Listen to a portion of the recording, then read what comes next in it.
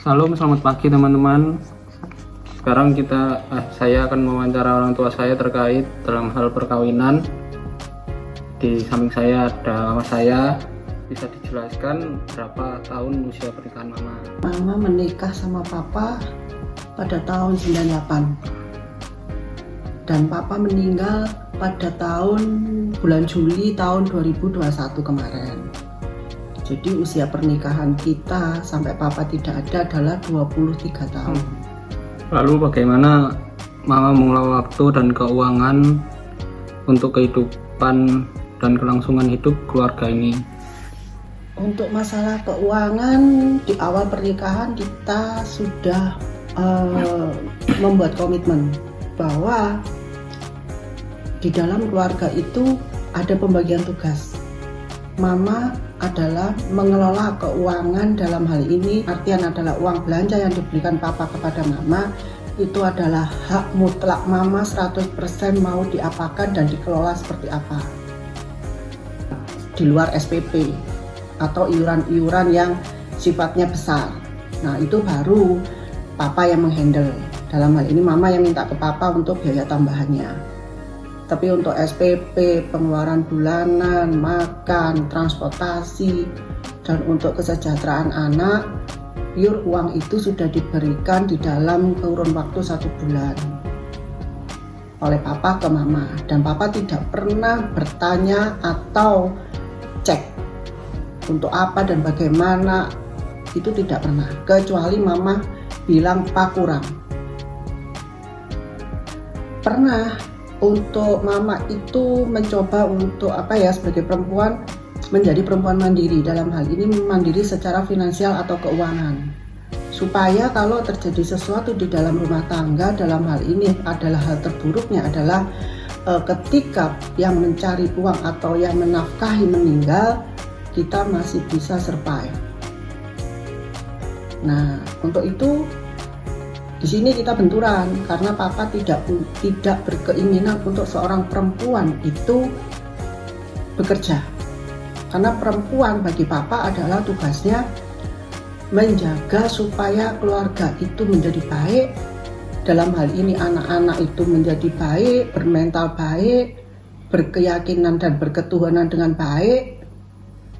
Itu adalah tugas dari perempuan. Seorang papa adalah pelengkap dan pembimbing seterusnya, dalam hal ini adalah berkelanjutan. Kalau mama tidak bisa menghandle atau tidak bisa membuat itu menjadi baik, baru sosok seorang suami atau papa itu akan berperan penting. Tetapi stabilitas dari rumah tangga itu sendiri itu adalah pure 100% atau 90% adalah haknya mama. Karena mama yang tahu bagaimana keadaan di dalam rumah, bagaimana sifat karakter anak-anaknya. Nah, di situ mama yang mengendalikan. Tetapi ketika mama terbentur pada hal yang tidak bisa mama atasi, baru papa akan turun tangan sebagai seorang kepala keluarga dan ayah ataupun suami. Itu. Jadi tidak pernah terkendala masalah keuangan karena papa adalah sosok suami yang bertanggung jawab. Berapapun yang dibutuhkan di dalam keluarga selalu terpenuhi dan dipenuhi. Nah untuk itu kalau masalah keuangan memang tidak pernah ada masalah atau kendala. Kalau untuk lebih detailnya mengelola keuangan itu bagaimana kita bisa membagi apa yang diberikan seorang suami kepada istri dengan baik. Dalam hal ini tidak dibuat menjadi foya-foya atau aji mumpung bahwa uang itu. Bagaimana cara mama menghadapi masalah dan mengatasi persoalan dalam keluarga? Masalah di dalam keluarga, setiap keluarga punya masalah yang kompleks. Tetapi mama akan ketika papamu masih ada, semua masalah akan kita bicarakan dan kita godok bersama untuk mendapatkan suatu keputusan dan hasil yang tepat bagaimana menyelesaikannya. Apalagi untuk menghadapi anak-anaknya. Dalam hal ini masalah anak-anak harus diselesaikan dengan kepala dingin dan menurunkan ego, apalagi anak-anak yang sudah dewasa. Nah, anak-anak yang dewasa akan mengambil keputusannya sendiri. Mama akan memberi kebebasan untuk mengambil keputusan dengan banyak pertimbangan dan banyak masukan. Dan kita akan memberi kebebasan itu bukan sebebas-bebasnya, tetapi bebas yang terpantau. Supaya ketika ada masalah yang berkelanjutan, kita bisa mengambil langkah yang cepat dan tepat untuk kalian. Jadi ketika kalian dibiarkan, itu bukan pembiaran, tetapi membuat kalian menjadi dewasa. Begitu.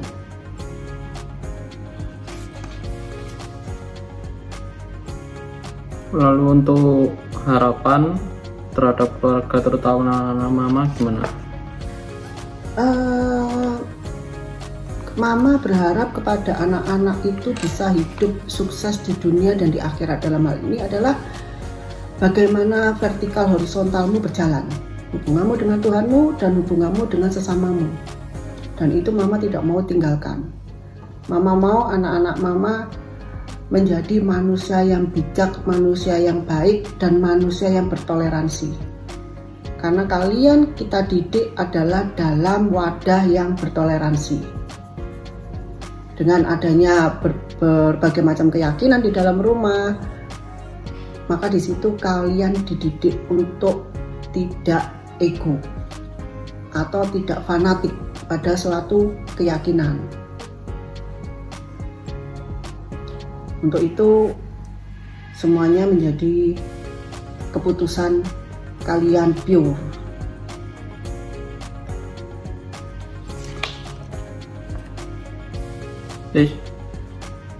Sudah, jadi mama harapannya ya anak-anak mama akan bangkit berdiri sendiri, sukses dengan apa yang sudah Tuhan kasihkan. Kalian diberi kelengkapan kesempurnaan secara jasmani, dan mama membimbing kalian, membekali dengan pendidikan, pengetahuan, itu sudah cukup. Sedangkan masa depan adalah di usahamu, di tanganmu, di upayamu sebagai seorang anak, sebagai seorang hamba.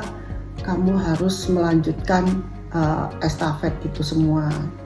Jadi dalam kehidupan kamu harus sukses, tetapi tidak melupakan bahwa kamu adalah seorang hamba yang harus taat kepada Tuhanmu dan melakukan tugas kewajibanmu sebagai seorang manusia dan sebagai seorang hamba dengan baik. Udah, itu cukup.